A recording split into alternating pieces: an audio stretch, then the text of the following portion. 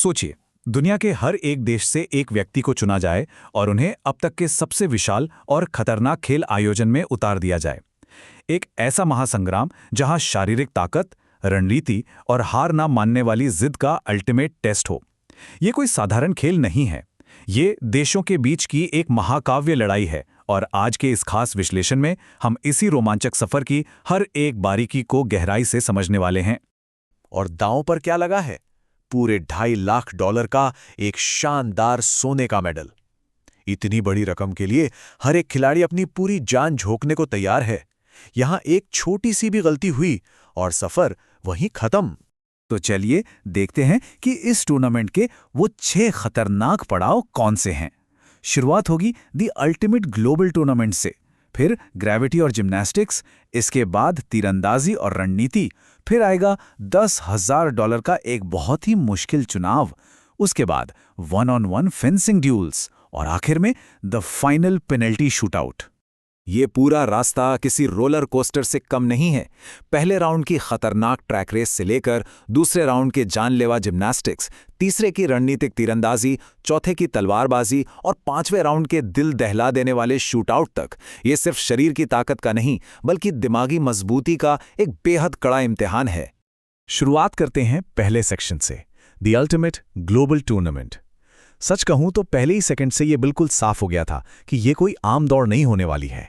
पहला ही राउंड इतना क्रूर था, बस 30 सेकंड का समय, लगातार बढ़ी होती रुकावटें और सामने एक विशाल दीवार जो तेजी से बंद हो रही है। इस ज़ॉम्बी जैसी भगदड़ में आधे से ज्यादा देश तो इसी पहले इवेंट में बाहर हो गए।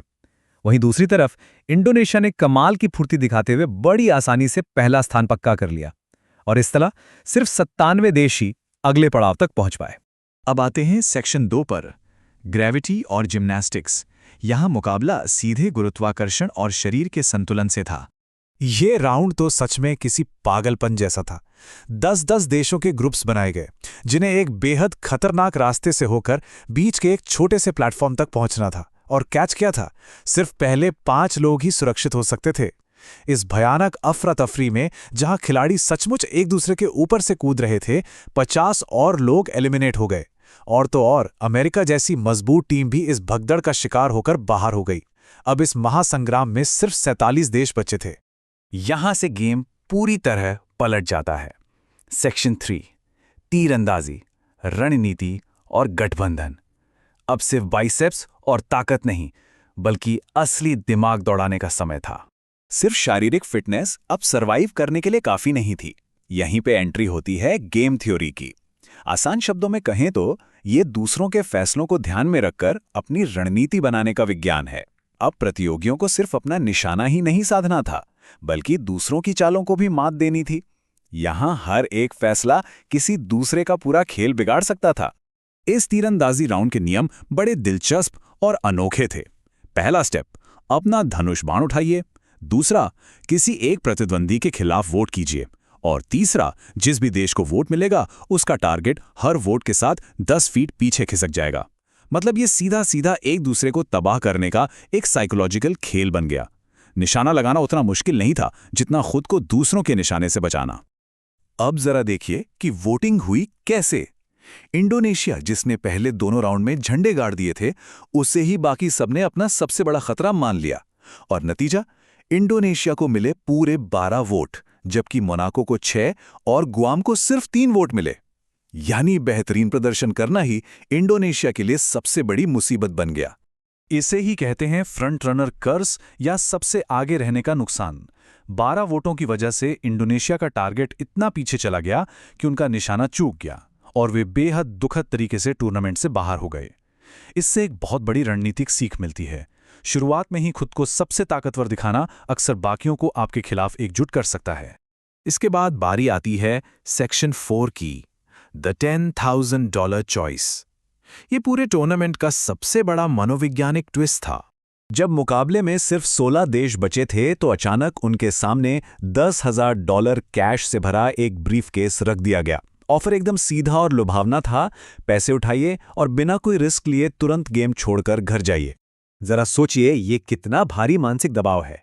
एक तरफ गारंटी के साथ $10,000 लेकर सुरक्षित निकलना और दूसरी तरफ 16 में से एक चांस पर $2.5 लाख जीतने का महाजोखिम उठाना। दिलचस्प बात यह रही कि फिजी और इटली ने जबरदस्त समझदारी दिखाई और कैश लेकर गेम छोड़ दिया, जबकि बाकी देशों ने उस सोने के मेडल के लिए अपना सब कुछ दांव पर लगा दिया। अब उन बचे हुए हिम्मत वालों के लिए शुरू होता है सेक्शन 5, 1-on-1 फेंसिंग डुअल्स, यानी आमने सामने की तलवारबाजी। इस राउंड में असली ओलंपिक ग्रेड फेंसिंग सूट का इस्तेमाल किया गया और सबसे मजेदार बात यह थी कि ट्रैक रेस के टॉपर्स को अपना प्रतिद्वंदी खुद चुनने का मौका मिला। मुकाबले एकदम सांस रोक देने वाले थे। समोआ ने अजरबैजान को हराया, इराक ने मेडागास्कर को, स्लोवेनिया ने मोनाको को, लाइबेरिया ने मोल्डोवा को और लीबिया ने मॉन्टेनेग्रो को धूल जटा दी। यहां गलती की कोई गुंजाइश नहीं थी। जो हारा वो सीधा गेम से बाहर। इस भयंकर कंपटीशन और तनाव के बीच कुछ बेहद जज्बाती पल भी आए। इराक के प्रतियोगी ने अपनी उम्र और क्षमता पर शक करने वालों को करारा जवाब देते हुए कहा, किसी किताब को उसके कवर से जज मत करो, मैं ये इराक के लिए कर रहा हूं। सच में ये वो जुनून है जो इन खिलाड़ियों को हर हद पार करने का हौसला दे रहा था। और अब हम आ पहुंचे हैं इस महासंग्राम के फाइनल और सबसे धमाकेदार पड़ाव पर, section 6, the final penalty shootout.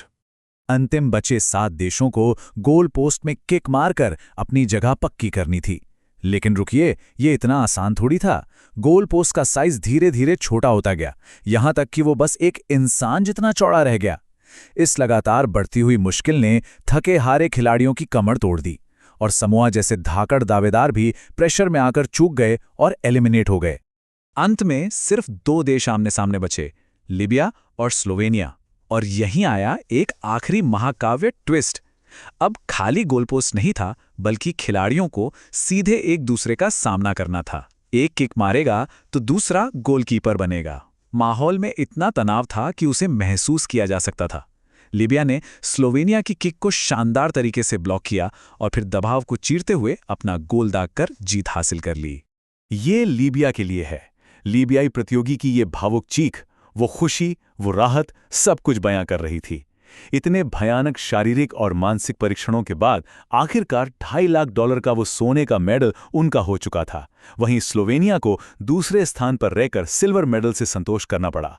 इस पूरे रोंगटे खड़े कर देने वाले सफर के बाद एक बहुत बड़ा सवाल जहन में आता है, क्या इतने बड़े ग्लोबल टूर्नामेंट को जीतने के लिए सिर्फ मस्कुलर पावर चाहिए या फिर सोशल स्ट्रेटजी और दिमागी मजबूती का रोल ज्यादा बड़ा है?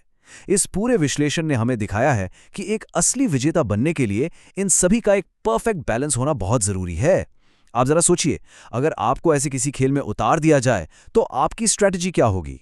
इसी विचार के साथ आगे भी रणनीतियों के ऐसी शानदार विज्ञान पर गौर करते रहें।